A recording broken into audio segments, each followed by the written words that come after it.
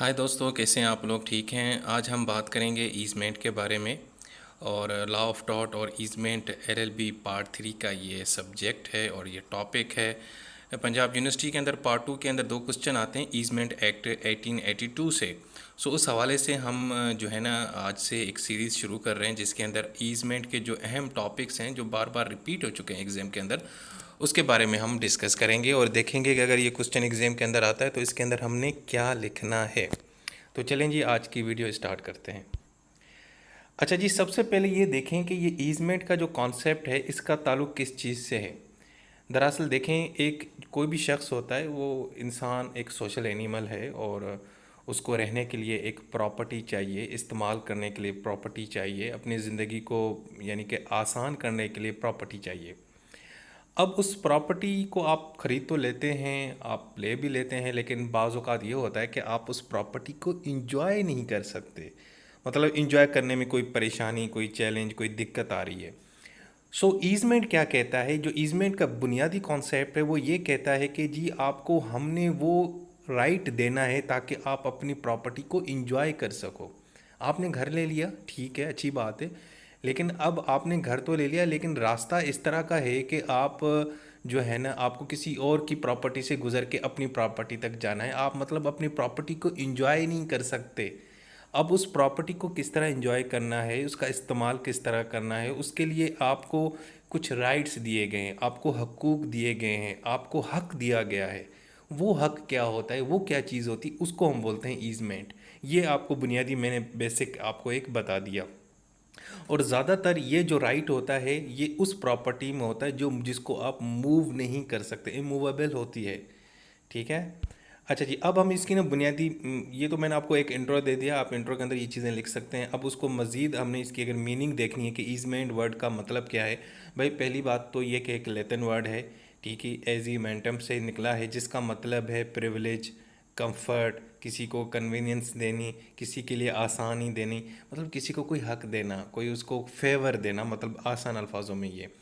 अब होता ये है, देखें जी, मिसाल के तौर पे आपके पास एक प्रॉपर्टी है, आपके पास एक घर है, लेकिन आप अपने प्रॉपर्टी को एंजॉय करने के लिए, आने जाने के लिए आपको एक रास्ता चाहिए और आपके पास रास्ता सिर्फ एक ही है और वो रास्ता जो है ना किसी और के घर से गुजर के जाता है, किसी और की प्रॉपर्टी से गुजर के जाता है। अब ये इसका मतलब ये हुआ कि आपको ये एक राइट दे दिया गया कि सर जी, अगर आपने अपने घर आना है तो आप साथ वाले घर के रास्ते से आ सकते हैं, उसके घर के अंदर से घुस के आ सकते हैं। मतलब वो उसका जो घर का जो रास्ता है वो आप इस्तेमाल कर सकते हैं। मतलब आपने अपनी प्रॉपर्टी को इंजॉय करने के लिए दूसरी प्रॉपर्टी का इस्तेमाल किया, किसी और के घर से, घर का जो रास्ता उसका इस्तेमाल करके अपने घर को, अपने घर तक आप पहुंच चुके हैं। मतलब आप उसको अपने घर घर आते हैं। तो हम इस चीज़ को हम क्या बोलते हैं, इसको हम बोलते हैं दरअसल ईजमेंट। इसमें जो मेन चीज़ है वो याद रखिएगा कि आप अपनी प्रॉपर्टी के ओनर हैं, ठीक है, सारा कुछ आप उसको इंजॉय करना चाहते हैं। आप चाहते हैं कि यार मैंने ये घर तो ले लिया, अब मैंने इसमें रहना भी तो है ना, ठीक है। तो उसके लिए आपको मदद चाहिए किसी की, किसी और शख्स की प्रॉपर्टी की। ये बात आप फॉलो कर रहे हैं? प्रॉपर्टी आपकी है, आपने अपनी प्रॉपर्टी को एंजॉय करना है, उसको उसका इस्तेमाल करना है, लेकिन उसके लिए आपको किस चीज़ की ज़रूरत पड़ी है? किसी और शख्स की या किसी और बंदे की प्रॉपर्टी का। इसका मतलब तो यहाँ पे दो प्रॉपर्टी और दो लोगों का जिक्र आ गया। मतलब ईजमेंट में ये है कि आपकी प्रॉपर्टी है लेकिन आपने इंजॉय करना है, लेकिन आपने सहारा किसका लेना है? किसी और शख्स की प्रॉपर्टी का। इसकी ये इसको बोलते हैं, ये सिंपल सी मीनिंग है ईजमेंट की। अच्छा जी, ये देखें सामने, मैंने आपके सामने ये कुछ पिक्चर्स भी हैं। अब यहाँ पे ये देख रहे हैं कि एक सर्वियंट है और एक डोमिनेंट है। वो आगे चल के मैं बताऊंगा इनका क्या मतलब है। यहाँ पे ये देखेंगे दो घर हैं। अब आपने यानी कि डोमिनेंट वाला जो घर है वहाँ पे अगर आपने पहुँचना है तो आपने सर्वियंट वाला जो घर है वहाँ की जो प्रॉपर्टी वहाँ से गुजर के आना है, ठीक है। अब आपने डोमिनेंट वाली जो प्रॉपर्टी है उसका इस्तेमाल करना है, वो आपकी प्रॉपर्टी है, वो आपका घर है, लेकिन आपको किसकी मदद चाहिए? वो सर्वेंट वाली जो प्रॉपर्टी है वहाँ उसकी मदद चाहिए, उसके ज़रिए ही आप अपने घर तक आ सकते हैं। ये जो मैंने आपको पिछली स्लाइड में जो चीज़ बताई, ये उसका आपको एक आपको ग्राफिकल एग्जांपल भी मिल गया। अच्छा जी, अब हम देखते हैं टेक्निकल के ईज़मेंट की जो डेफिनेशन है, जो ईज़मेंट एक्ट 1882 के अंदर दी गई है सेक्शन 4 के अंदर, वो क्या है। वो बिल्कुल आसान है, वही चीज़ है कि ये आपका राइट है, आपके पास से प्रॉपर्टी है, ऑक्यूपाई की है, लेकिन आप अपनी प्रॉपर्टी को इंजॉय नहीं कर सकते, आप करना चाहते हैं और उसको कंटिन्यू करना चाहते हैं, तो उसके लिए आपको किसी और प्रॉपर्टी का सहारा लेना पड़ता है। अब इसका एग्जांपल देते हैं कि एक एक शख्स है ए के नाम से, उसके पास प्रॉपर्टी है रोड साइड पे, और बी जो है ना उसका वो पड़ोसी है, नेबर है, उसकी भी प्रॉपर्टी है। लेकिन जनाब होता ये है कि अगर ए साहब को जो है ना प्रॉपर्टी अपने घर तक आना पड़ता है, तो वो उसको दूसरे बंदे की ना प्रॉपर्टी का इस्तेमाल करना पड़ता है। मतलब मैंने अपने घर आना है तो मैंने किसी और की प्रॉपर्टी का इस्तेमाल, मतलब वहाँ से गुजर के आना होगा। ये अक्सर आपने देहातों में, गाँव में देखा होगा। इवन कि मुझे भी याद है कि हमारे यहाँ जब मेरे दादा हैं उनका जो घर था, उनके साथ उनके भाई का भी घर था, लेकिन मेन जो दरवाज़ा था ना वो मेरे यानी कि हमारे यानी कि जो मेरे दादा के घर का था। तो मेरे दादा के भाई को अगर अपने घर से निकलना, घर घर की तरफ आना होता था, तो वो क्या करते थे, वो जनाब दादा का जो घर था, मेन जो दरवाज़ा था, वहाँ से वो आके अपने घर जाते थे।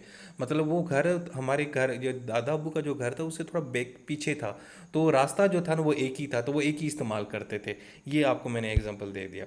अच्छा, मज़ीद एग्जांपल आप कोट कर सकते हैं ईज़मेंट के। मिसाल के तौर पे अगर आपने पानी लेना है, अगर आपने एक किसी जगह से आप कुएं से पानी ले सकते हैं, इरिगेशन का राइट है आपको, राइट ऑफ लाइट और एयर है कि अगर आपने अपने घर के अंदर इलेक्ट्रिसिटी लगानी है, तो ज़ाहिर बात है वो साथ में पड़ोस में एक घर आ जाता है, तो जब तक वहाँ से वो लाइनें नहीं गुजरेंगी तो आपके तक नहीं आएगी इलेक्ट्रिसिटी, तो मतलब आपको कनेक्शन वहाँ से दिया जाता है।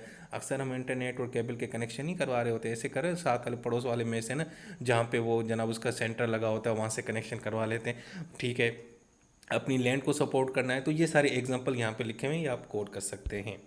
अच्छा जी, अब यहाँ पे देखें कि बुनियादी तौर पे यहाँ पे दो पार्टीज़ हैं, दो चीज़ें हैं, दो कॉन्सेप्ट सामने आते हैं। एक वर्ड इस्तेमाल होता है डोमिनेंट का, और दूसरा होता है सर्विएंट का।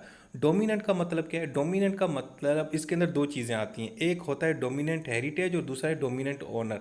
हेरिटेज, डोमिनेंट हेरिटेज यानी वो प्रॉपर्टी जिसको आप इंजॉय करना चाहते हैं, यानी वो घर जो आपका अपना घर है, आप अपने घर तक आना चाहते हैं, हम उसको बोलेंगे डोमिनेंट हेरिटेज, वो प्रॉपर्टी, और उसका जो मालिक होगा उसको बोलेंगे डोमिनेंट ओनर। अच्छा जी, और अब सर्वेंट प्रॉपर्टी किसको बोलेंगे या सर्वेंट हेरिटेज किसको बोलेंगे? वो प्रॉपर्टी जिसका आप इस्तेमाल करके अपनी प्रॉपर्टी तक आते हैं। यानी सर्वेंट हेरिटेज, जिस प्रॉपर्टी को आपने इस्तेमाल किया, किस प्रॉपर्टी के लिए? डोमिनेंट हेरिटेज के लिए। अच्छा जी, और ये जो प्रॉपर्टी जिस शख्स की होगी हम उसको बोलेंगे सर्विएंट ओनर। सर्विएंट का वर्ड का वैसे ही मतलब आपको समझ आ गया होगा, यानी सर्विस देना किसी को, मतलब किसी के सबऑर्डिनेट बन जाना। अब सर्विएंट ओनर साहब की जो प्रॉपर्टी होगी वो डोमिनेंट ओनर इस्तेमाल करेगा। वो डोमिनेंट ओनर किस चीज़ के लिए इस्तेमाल करेगा? अपनी हेरिटेज के, जिसका नाम हम देंगे डोमिनेंट हेरिटेज। ये बात आपको समझ आ गई? आ गई होगी। अच्छा जी, और भी इसके इन टर्मिनोलॉजी को मज़ीद मैंने ना ज़रा सिंपल किया है ताकि आपका क्वेश्चन ज़रा लेंथी हो जाए, क्योंकि ये इसके अंदर ना टेक्निकल चीज़ें हैं। सिंपल आप दो तीन लिख सकते हैं, उसको अगर एलोबरेट करना हो, ज़्यादा क्वेश्चन को लेंथी करना हो, तो ये चीज़ें लगा दीजिएगा। सबसे पहले डोमिनेंट हेरिटेज, वो प्रॉपर्टी जो, यानी जिसको आप इंजॉय करना चाहते हैं, और उसका जो मालिक होगा वो डोमिनेंट ओनर होगा। यानी कि मैंने अगर अपने घर तक आना है तो मैंने अपने दोस्त काशिफ के घर से गुजर के जाना है, तो जो मेरा घर है वो डोमिनेंट हेरिटेज है, और उसका जो ओनर है यानी मैं हूँ वो डोमिनेंट ओनर है। जो काशिफ है, जो काशिफ का घर है, वो काशिफ का घर जो होगी, प्रॉपर्टी होगी, उसको हम बोलेंगे सर्वेंट हेरिटेज, और उस ओनर को यानी काशिफ को क्या नाम देंगे? Servant owner. ये आप एग्जांपल मज़ीद देख सकते हैं, एक सर्वेंट है, एक डोमिनेंट है। सर्वेंट की प्रॉपर्टी इस्तेमाल हो रही है, उसके रास्ते से आप अपने घर तक डोमिनेंट, जो डोमिनेंट है वो यानी कि मेन प्रॉपर्टी जिसको आपने इस्तेमाल करना है। अच्छा जी, अब हम इसके देखेंगे इसके अंदर एलिमेंट्स क्या होते हैं। अगर मतलब ऐसी तीन चार पांच चीज़ें ऐसी हैं, अगर वो होंगी तो हम कहेंगे कि हाँ जी ये ईजमेंट है, ये ईजमेंट का कॉन्सेप्ट है, ठीक है। सबसे पहले देखेंगे डोमिनेंट और सर्विएंट हेरिटेज। भाई दो प्रॉपर्टीज़ होनी चाहिए जो मैंने आपको पहले बता दी हैं, यानी कि एक प्रॉपर्टी जिसको आपने इस्तेमाल करना है उसको हमने कहेंगे डोमिनेंट, और वो प्रॉपर्टी जिसका सहारा लेके आप अपनी प्रॉपर्टी को एंजॉय करना चाहते हैं हम उसको क्या बोलेंगे? Servient heritage. एक तो ये चीज़ होगी। दूसरा कि भाई साहब दो प्रॉपर्टीज़ हैं तो उनके ओनर डिफरेंट होने चाहिए। ऐसा नहीं होना चाहिए कि डोमिनेंट हेरिटेज का भी एक ही मालिक हो, सर्वेंट का भी हो, तो भाई फिर तो ईजमेंट ना हुई ना। मतलब ये है कि भाई अगर आपने अपने घर तक आना है तो जो पड़ोस के घर से गुजर के आएंगे तो वो घर किसी और का होना चाहिए, ऐसा ना हो कि वो खुद का हो। तो ये चीज़ डिफरेंट, ये दो एलिमेंट्स इसके अंदर आ गए। तीसरा एलिमेंट कि भाई आप इंजॉय करें, आपका बेनिफिशियल इंजॉयमेंट है ताकि आप अपनी प्रॉपर्टी तक इंजॉय कर सकें, और डोमिनेंट एनर, वो डोमिनेंट जो शख्स वहाँ से गुजर रहा है वो उसको इंजॉय कर रहा है। और दूसरा इसके अंदर जो चीज़ आती है वो आती है पॉजिटिव और नेगेटिव। इसका क्या मतलब है कि भाई देखें, जो ये राइट है ना, ये ईजमेंट का, ये पॉजिटिव भी हो सकता है, नेगेटिव। पॉजिटिव किस तरह, यानी डोमिनेंट ओनर, मिसाल के तौर पर मैंने अपने घर आना है और काशिफ के घर से गुजर के जाना है, तो मैं या तो एक तो कुछ करूं, मतलब उस रास्ते को इस्तेमाल कर रहा हूं, मतलब राइट टू डू समथिंग, इसका मतलब है कि ये पॉजिटिव है, ठीक है। लेकिन अगर डोमिनेंट ओनर यानी मैं सर्वेंट ओनर यानी काशिफ को कुछ काम करने से रोकूं कि भाई ये तुमने नहीं करना, तो ये नेगेटिव होगा। भाई ये तो गलत चीज़ है ना। एक तो आप उसके घर से गुजर के जा रहे हो और ऊपर से आप उसको मना कर रहे हो कुछ काम करने से, मतलब प्रिवेंट कर रहे हो, कोई कोई भी मतलब उसके ऊपर पाबंदी लगा रहे हो, वाट एवर कुछ भी करो, मतलब ठीक है ना। तो भाई ये तो नहीं होना चाहिए। इसको हम बोलेंगे ये नेगेटिव ईजमेंट है। पॉजिटिव ईजमेंट यानी आप कुछ करें, सुकून से जाएं और किसी को परेशान ना करें। नेगेटिव ईजमेंट मतलब ये है कि आप उसी ओनर को तंग कर रहे हैं, सर्वेंट जो आपको सर्विस दे रहा है बेचारा, जो आपको अपनी प्रॉपर्टी का घर से गुजरने दे रहा है, तो ये तो ना करें। तो ये एक चौथा एलिमेंट ये हो गया। अच्छा जी, ये तो हो गए चार एलिमेंट्स बेसिक। अब उसके बाद एक और चीज़ आ जाती है। मैंने क्वेश्चन देखा था पास्ट पेपर में, तो साथ में उन्होंने ये भी पूछा था कि ये डिफरेंस क्या होता है फिर ईजमेंट और लाइसेंस के अंदर। तो वो भी ज़रा मैं चाह रहा हूँ कि यहाँ हम डिस्कस कर लें। भाई ईजमेंट तो पहली बात है कि ये जो राइट है ये प्रॉपर्टी से रिलेटेड है, ये तो आप जहम से जाना, वो भी इमूवेबल प्रॉपर्टी जिसको आप मूव नहीं कर सकते। जबकि जो लाइसेंस है ना, उसका ताल्लुक आपकी पर्सनल से, आपकी पर्सनैलिटी से, आपकी ज़ात से है। अक्सर हम कहते हैं ना कि जी हाँ जी मुझे लाइसेंस मिल गया, मैं तुम्हें ये बोलूँ मुझे लाइसेंस मिल गया, मतलब ये कोई प्रॉपर्टी से की चीज़ थी। मतलब प्रॉपर्टी का भी लाइसेंस होता है, काम का भी राइट होता है, बोलने का भी लाइसेंस होता है, बहुत सारी चीज़ों का लाइसेंस होता है। तो वो दरअसल जो लाइसेंस होता है वो बुनियादी तौर पर आपकी ज़ात के साथ, ये आपकी जो पर्सनैलिटी है वो उसके साथ जुड़ा होता है। ये आप जहन में रखिएगा। दूसरा डिफरेंस क्या है कि भाई राइट जो ईजमेंट का राइट है वो राइट एंड रेम है, यानी कि इसमें मतलब ये आपका राइट पूरी दुनिया के अगेंस्ट होता है। मतलब ठीक है, आप कहीं पे भी अपना घर रहते हैं, किसी का भी घर है, अगर रास्ते में आता है, लैंड आता है, पानी आता है, तो आपने इस्तेमाल करना है। ये ईजमेंट है, यानी राइट आपका ये पूरी वर्ल्ड के अगेंस्ट है। जबकि लाइसेंस जो होता है वो हमेशा किसी एक शख्स को दिया जाता है, पर्सोनम होता है, पर्सनल होता है। मतलब मैंने एक फैक्ट्री खोली है और मैं एक बंदे को लाइसेंस दे देता हूँ कि भाई जा, ये तेरे को लाइसेंस है, मेरी फैक्ट्री में जो करना चाहता है करो, तो मतलब ये मैंने एक शख्स को दिया, मैंने पूरी दुनिया को लाइसेंस नहीं दिया इस चीज़ का।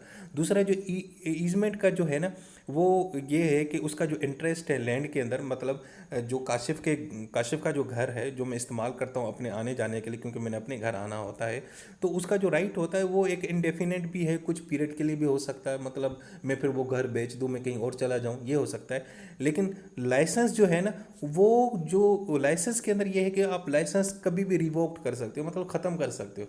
तो लाइसेंस ऐसी चीज़ है जिसको आप जब चाहे दिल चाहे ख़त्म कर सकते हैं। जबकि जो ईजमेंट का कॉन्सेप्ट है भाई, वो डिपेंड करता है कि या तो आप सारी ज़िंदगी यूज़ कर सकते हैं जब तक आप उसके साथ रहते हैं, ठीक है, या फिर आप कुछ वक्त इस्तेमाल करते हैं, कुछ इस्तेमाल नहीं करते। मतलब आपने घर बेच दिया, वो घर खाली खाली पड़ा है, अब वहाँ से कोई नहीं गुजरता, मतलब वो काशिफ के घर से कोई गुजर के उस घर तक नहीं जाता क्योंकि वो खाली पड़ा हुआ है। ये मतलब ये चीज़ हो सकती है। और जो चौथा डिफरेंस है वो ये है कि ईजमेंट के अंदर दोनों चीज़ें आती हैं, पॉजिटिव और नेगेटिव करेक्टर आते हैं, जो मैं पहले आपको बता चुका हूँ। मतलब किसी को रोक भी सकते हैं और अपना काम चुप करके भी कर सकते हैं। लेकिन लाइसेंस में भाई साहब आपका सिर्फ पॉजिटिव ही करेक्टर होता है, क्योंकि लाइसेंस जो है ना वो आपको एक्चुअली एक एग्रीमेंट आपको पाबंद करता है कि आपने ये काम करना है। मतलब आप ये नहीं कर सकते, उसमें आप गुंडागर्दी नहीं कर सकते, बदमाशी नहीं दिखा सकते लाइसेंस में। आपने हमेशा पॉजिटिव काम करना है, पॉजिटिव करेक्टर है, मतलब you have to do something. मतलब उसके अंदर आप रोक नहीं सकते जिसने आपको लाइसेंस दिया है। उसमें तो आप टोपी मतलब वो करते हैं ना, अपने जो सर्वियंट है बेचारा उसको तंग करते हैं, रोकते हैं, तो हम कहते हैं कि यार ये तो नेगेटिव ईजमेंट है। एक तो उसकी घर से गुजर के अपने घर तक आता है, ऊपर से तो उसको तंग कर रहा है, ठीक है। सो ये बुनियादी डिफरेंस है। अगर क्वेश्चन में ये साथ में आ जाए तो इसको ज़रा ये चीज़ें लिख लीजिएगा, इंशाल्लाह आपका क्वेश्चन हो जाएगा। सो दोस्तों ये था आज का टॉपिक। तो बेसिक कॉन्सेप्ट था ईजमेंट का, इसका क्या मतलब है, इसके एग्जांपल्स, इसके एलिमेंट्स, और जो दूसरी चीज़ें थी इसका डिफरेंस क्या होता है लाइसेंस और ईजमेंट के अंदर। तो ये सारा कुछ हमने देख लिया। उम्मीद है कि आपको ये वीडियो पसंद आई होगी। नेक्स्ट वीडियो तक मुझे इजाज़त दें। अल्लाह हाफिज़।